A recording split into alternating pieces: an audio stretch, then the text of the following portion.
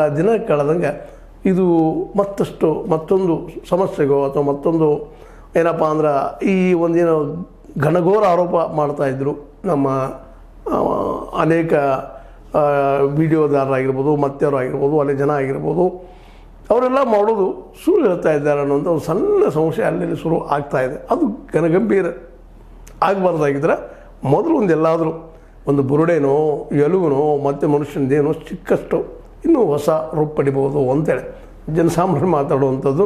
ಜೊತೆಗೆ ಒಂದು ರೀತಿಯಿಂದ ಅಧರ್ಮೀಯರಿಗೆ ಧರ್ಮಸ್ಥಳದ ಅಧರ್ಮೀಯರಿಗೆ ಒಂದು ರೀತಿ ನಿಟ್ಟಿಸಿಬಿಟ್ಟಂಗೆ ಆಗ್ತದೆ. ಇದೆಲ್ಲ ಸುಳ್ಳು ಆಗಲಪ್ಪ ಅಂತೇಳಿ. ಯಾಕಂದ್ರೆ ಸಹಜದ ತಪ್ಪು ಮಾಡಿದ್ರೆ ಒಳಗೆ ಭಯ ಇದ್ದೇ ಇರ್ತದೆ. ಅವರು ಇದು ಸುಳ್ಳಾಗಲಿ ಸಿಗದೆ ಹೋಗಲಿ ಅಂತ ಅವ್ರವ್ರು ಇನ್ನೂ ಅವ್ರವ್ರ ದೇವರಲ್ಲೇ ಅವ್ರವ್ರ ದೈವದಲ್ಲೇ ಕೇಳೋದು ಮಾಡೋದು ಸಹಜವಾದ ಸಾಮಾನ್ಯವಾದ ವಿಷಯ. ಯಾಕಂದ್ರೆ ಕುಂಬಾರ ಏನು ಹೇಳ್ತಿರ್ತಾನೆ, ಮಳೆ ಆಗಬಾರ್ದಪ್ಪ ಅಂತ ಹೇಳ್ತಿರ್ತಾನೆ. ಯಾಕಂದ್ರೆ ಅವನು ಮಡಿಕೆಗಳ ಹೆಚ್ಚಾಗಿ ಒಡೆದು ಹೋಗ್ತಾವಂತೆ. ರೈತ ಮಳೆ ಆಗಲಪ್ಪ ಅಂತ ಹೇಳ್ತಾರೆ, ನಾನು ಬೆಳೆ ಬರಲಿ ಅಂತೇಳಿ ಅವರವ್ರ ದೃಷ್ಟಿಕೋನದ ಅವರು ಆ ವಾದಗಳನ್ನು ಮಾಡ್ತಾ ಹೋಗ್ತಿದ್ದಾರೆ. ಹಂಗೆ ಈ ದಿಶೆಯಲ್ಲಿ ಇಲ್ಲಿ ಹೋಗದಂತಹ ಜನಗಳು ಯಾಕೆ ಸಿಗ್ತಾ ಇಲ್ಲ ಅನ್ನೋದು ಒಂದು ಈ ನಿಧಾನಕ್ಕೆ ಪ್ರಶ್ನೆ ನಮ್ಮ ಮಾಧ್ಯಮದವರು ಮಾಡ್ತಾ ಇದ್ದಾರೆ. ಇದರಿಂದಾಗಿ ಸಹಜವಾಗಿ ದೂರದಾರಿನಲ್ಲೂ ಒಂದು ಕಾನ್ಫಿಡೆನ್ಸ್ ಕಡಿಮೆ ಆಗಬಹುದೇನೋ. ಇವತ್ತು ಎನಿ ಕಾಸ್ಟ್ ಸಿಕ್ಕರೆ ಭಾಳ ಒಳ್ಳೆಯದು ಅನ್ನೋದು. ಯಾಕಂದ್ರೆ ಸತ್ಯ ಶೋಧಕರಿಗೆ ಒಂದು ಬಲ ಬಂದಂಗೆ ಆಗ್ತದೆ. ಮತ್ತು ಇಲ್ಲಿವರೆಗೆ ನಡೆದಿದ್ದೇನು ಸುಳ್ಳಲ್ಲ.